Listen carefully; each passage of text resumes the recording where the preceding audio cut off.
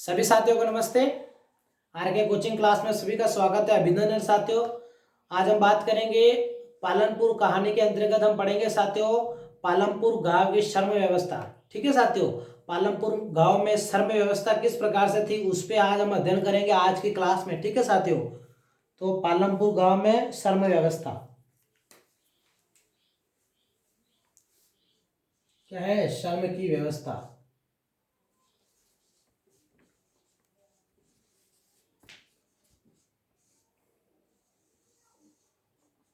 श्रम की व्यवस्था पर नजर डालते साथियों, तो श्रम उत्पादन का दूसरा आवश्यक कारक है। क्या है? श्रम उत्पादन का दूसरा सबसे बड़ा आवश्यक कारक है। क्या है? श्रम उत्पादन का दूसरा कारक।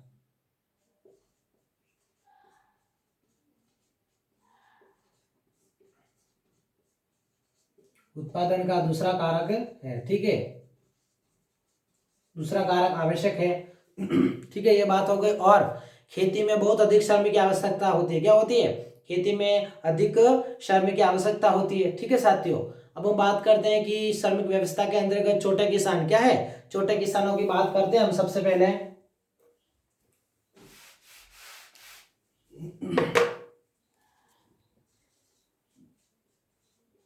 छोटे किसान, ठीक है साथियों, छोटे किसानों की बात करें हम तो स्वयं अपने परिवार के साथ खेती करते। क्या करते ये लोग? छोटे किसान स्वयं अपने परिवार के साथ खेती करते। क्या करते साथियों? स्वयं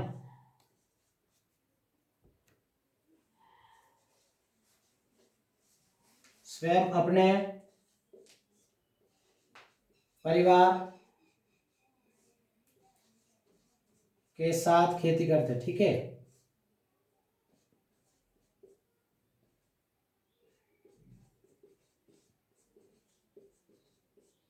स्वयं अपने परिवार के साथ खेती करते। ठीक है साथियों, ये बात हो गई। और अब हम बात करते हैं हम कि मझोले एवं बड़े किसानों की। किसकी? मझोले एवं बड़े किसानों की बात करें हम तो साथियों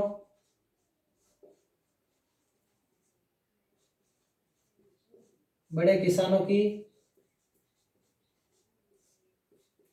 मझोले एवं बड़े किसानों की बात करें तो साथियों ये क्या करते हैं साथियों को? किराए के श्रमिकों द्वारा कार्य करवाते। क्या करवाते? खेतों में किराए के श्रमिकों द्वारा कार्य करवाते।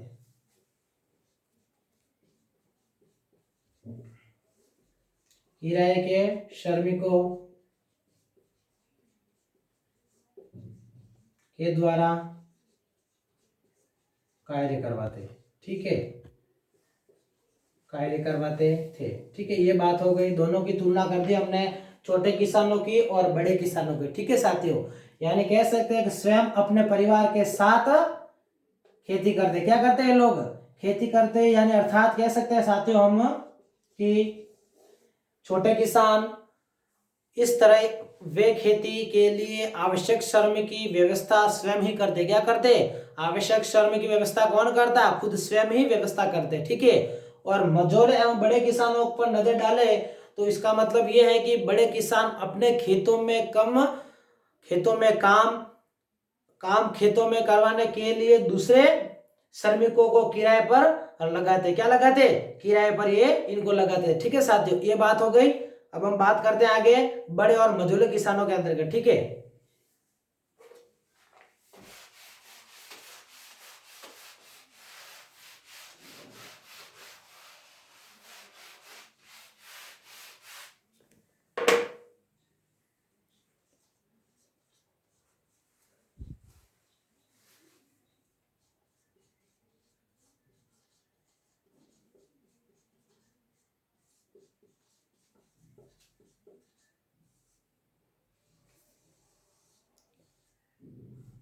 बड़े एवं मझोले किसानों की बात करें साथियों तो ये लोग क्या करते?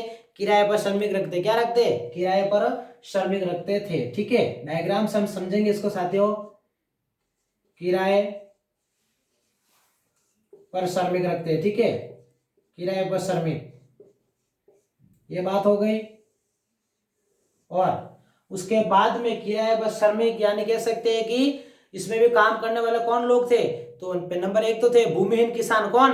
जिनके पास भूमि नहीं थी, और दूसरे लोग वो लोग थे छोटे किसान, ठीक है। भूमि तो थी परंतु इतनी ज्यादा नहीं थी उपज के लिए। छोटे किसान दोनों कौन थे? नंबर 1 तो भूमिहीन किसान थे, ठीक है, भूमिहीन किसान थे। और दूसरे क्या थे? तो छोटे किसान थे। क्या थे? छोटे किसान थे।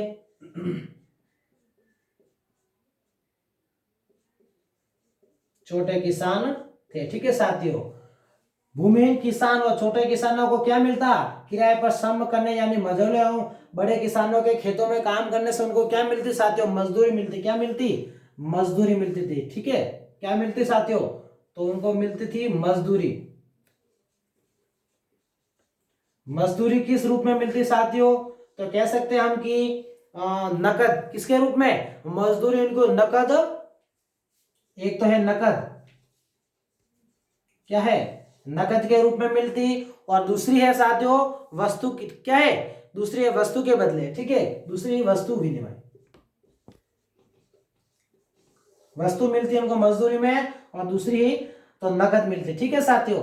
तो हमने डायग्राम से इस चीज को समझ लिया, यानी कह सकते हैं कि खेतों में काम करवाने वाले श्रमिक या तो भूमिहीन परिवारों से होते या छोटे खेतों में काम करने वाले परिवार से, ठीक है।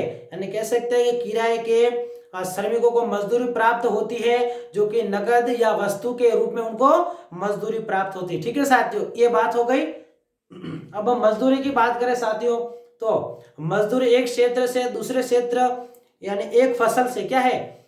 एक फसल से दूसरे फसल, और खेतों में एक से दूसरे कार्य अर्थात जैसे बुवाई व कटाई के लिए अलग अलग होती। क्या होती? सबके लिए अलग अलग मजदूरी होती, ठीक है साथियों। बुआई के लिए, कटाई के लिए अलग अलग मजदूरी उनको प्राप्त होती, ठीक है साथियों। और मजदूरी के क्षेत्र के अनुसार, कार्य के अनुसार और फसल के अनुसार अलग अलग मजदूरी मिलती है इनको, ठीक है, अलग अलग होती थी। और रोजगार की अवधि भी अलग अलग होती। क्या होती? रोजगार की अवधि भी इनकी क्या होती साथियों? तो अलग अलग होती। रोजगार की अवधि किस प्रकार से होती? तो अभी बात करते हैं हम।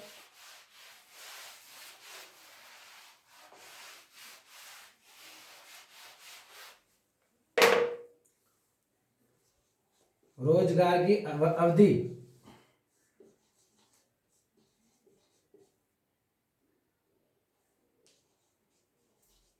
अवधि अलग अलग होती। क्या होती साथियों? अलग अलग होती, ठीक है, अलग अलग होती थी, ठीक है। तो सबसे पहले नंबर 1 की बात करें हम, तो साथियों वे मजदूर थे, यानी कह सकते हैं कि दैनिक मजदूरी के आधार पर, क्या है? दैनिक मजदूरी करते। नंबर 1 तो दैनिक मजदूरी वाले श्रमिक, दैनिक मजदूरी, ठीक है। दैनिक मजदूरी वाले मजदूर थे इनके पास, जो दैनिक रूटीन पर काम करते हैं, यानी दैनिक मजदूरी के आधार पर कार्य, ठीक है। और दूसरे वो लोग थे कार्य विशेष के आधार पर, क्या है? जो कुछ कार्य विशेष है फसल के अनुसार, कार्य विशेष के आधार पर, विशेष के आधार पर इनको मजदूरी दी जाती साथियों। बाकी पूरे वर्ष इनको मजदूरी नहीं दी जाती, ठीक है साथियों। और दूसरे थे पूरे साल के लिए, कौन थे? तीसरे पूरे साल के लिए, यानी पूरे साल कार्य करते। क्या करते? पूरे साल। इनको मजदूरी 3 रूप में प्राप्त होती। पूरे साल कार्य करते, ठीक है साथियों। रोजगार की अवधि अलग अलग होती। नंबर 1 तो दैनिक मजदूरी होती, दूसरी कार्य विशेष के आधार पर मजदूरी, ठीक है। और तीसरी थी पूरे साल के कार्य के आधार पर मजदूरी, ठीक है साथियों।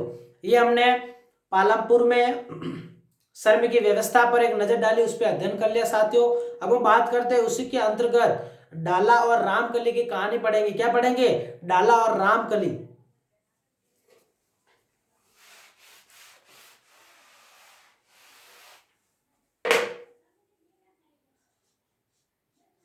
डाला और रामकली, ठीक है। रामकली की कहानी पढ़ते हैं हम साथियों। डाला और रामकली की कहानी पढ़ते हैं तो साथियों कह सकते हैं कि डाला पालमपुर में दैनिक मजदूरी पे काम करता है। क्या करता? दैनिक मजदूरी पर काम करने वाला भूमिहीन श्रमिक है। क्या है ये साथियों? डाला भूमिहीन श्रमिक, भूमिहीन भूमिहीन श्रमिक है, ठीक है, डाला। नंबर एक बात ये हो गई। और इसका मतलब ये होता है कि उससे लगातार काम ढूंढते रहना पड़ता था। और सरकार द्वारा क्या होता साथियों? सरकार द्वारा खेतों में काम करने वाले श्रमिकों के लिए क्या होती? श्रमिकों के लिए एक दिन का न्यूनतम वेतन कितना था सरकार की ओर से? 300 रुपए। कितनी? सरकारी रेट के अनुसार कितनी थी? 300 रुपए। 300 रुपए थी, ठीक है। एक दिन की मजदूरी 300 रुपए थी, ठीक है। 300 रुपए निर्धारित थी, लेकिन डाला को मात्र कितने मिलते? 160 रुपए मिलते पर डे। कितने मिलते? डाला को 160 रुपए ही मिलते। कितने? 160 रुपए। उससे उसका क्या होता? गुजारा नहीं हो पाता था, ठीक है साथियों। ठीक है, ये बात होगी। और पालमपुर में खेतीहर श्रमिकों में बहुत स्पर्धा है। क्या है? बहुत स्पर्धा थी वहां पे काम में, इसलिए लोग कम वेतन में भी काम करने को सहमत हो जाते। क्या हो जाते? काम करने को सहमत हो जाते। इसलिए डाला को अपनी स्थिति के बारे में रामकली से शिकायत करनी पड़ी। क्या पड़ी? करनी पड़ी। इस रामकली से शिकायत करनी पड़ी। रामकली से अपने मन की पीड़ा इस डाला ने बताई, ठीक है। दोनों कृषक है, दोनों किसान है, ठीक है साथियों, और गरीब किसान है, ठीक है, भूमिहीन किसान, ठीक है, जो कि एक अन्य खेती श्रमिक है। डाला और रामकली और दोनों गांव के निर्धनतम व्यक्तियों में से है। क्या है? दोनों निर्धन है। क्या साथियों? दोनों निर्धन है, दोनों ये लोग निर्धन थे, ठीक है साथियों। अब हम बात करते हैं डाला और रामकली की वार्ता क्या कर रहे थे, क्या बातें कर रहे थे, उस पर नजर डालते हैं। तो डाला ने सर्वप्रथम कहा, आजकल काम मिलना कठिन है। क्या है? काम मिलना कठिन है, केवल बड़े किसान ही हमें काम पे रखते हैं, वो भी बहुत कम दिनों के लिए। ये बात किसने बोली? डाला ने बोली। तो उसका जवाब दिया रामकली ने साथियों कि घनश्याम एक बड़ा किसान है। क्या है? एक घनश्याम और आ गया बीच में। घनश्याम क्या है? बड़ा किसान, ठीक है साथियों, बड़ा किसान।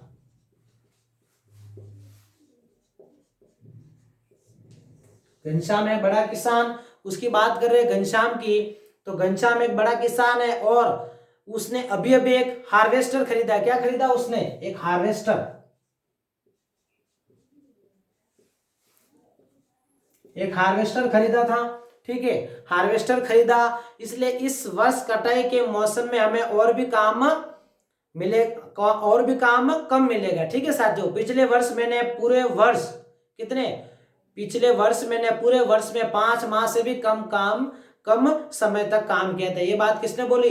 तो डाला ने बोली थी, ठीक है साथियों। तो उसका जस्ट रिप्लाई वापस रामकली ने बोली थी और उसका रिप्लाई वापस डाला ने दिया। जहां डाला ने क्या कहा कि वो जहां काम करता था वहां की उसने स्थिति बताई डाला ने कि हमारे पास जुताई के लिए ट्रैक्टर, कटाई के लिए हार्वेस्टर तथा गहाई के लिए थ्रेशर है। यहाँ तक कि खरपतवार, क्या है साथियों? खरपतवार को साफ करने के लिए कुछ किसान खरपतवार नाशकों को छिड़कते हैं, ठीक है। ये बात डाला ने जो जहां काम करता वहां की स्थिति रामकली को बताई। तो रामकली ने उसका जवाब दिया कि इस वर्ष मुझे रायगंज में ईंटे के भट्टे पर ही तलाश करनी पड़ेगी। क्या करनी पड़ेगी? तलाश करनी पड़ेगी। और डाला ने जवाब दिया कि मुझे स्थानीय साहूकार को कितने? 2000 रुपए देने हैं। स्थानीय साहूकार को, स्थानीय साहूकार को कितने पैसे देने हैं? तो 2000 रुपए देने हैं, ठीक है साथियों। डाला ने उधार लिए हुए हैं, ठीक है, 2000 रुपए देने हैं। और मैंने पिछली गर्मियों में भी 1000 रुपए लिए हैं। कितने? पिछली गर्मियों में उसने कितने रुपए लिए थे? 1000 रुपए और लिए थे, ठीक है साथियों, 1000 रुपए और लिए थे। जब खेतों में काम ही नहीं था तो मैं इसे चुकता कैसे कर पाऊंगा? मैं 2 वक्त के भोजन के लिए भी कठिनाई से कमाता हूं, ये डाला ने जवाब दिया। और रामकली ने उसका रिप्लाई किया कि मेरी स्थिति भी ज्यादा अच्छी नहीं है और पिछले कर्ज के कारण साहूकार मुझे ऋण देने से मना करे, ठीक है साथियों। ये क्या थी? तो डाला और रामकली की कहानी थी, ठीक है साथियों। उस पर नजर डाली हमने, ठीक है साथियों। और इस प्रकार से समय व्यवस्था आज हमारा पूर्ण होती है, ठीक है साथियों। इस प्रकार से आज हमारी क्लास समाप्त होती है। तब तक के लिए धन्यवाद सभी को।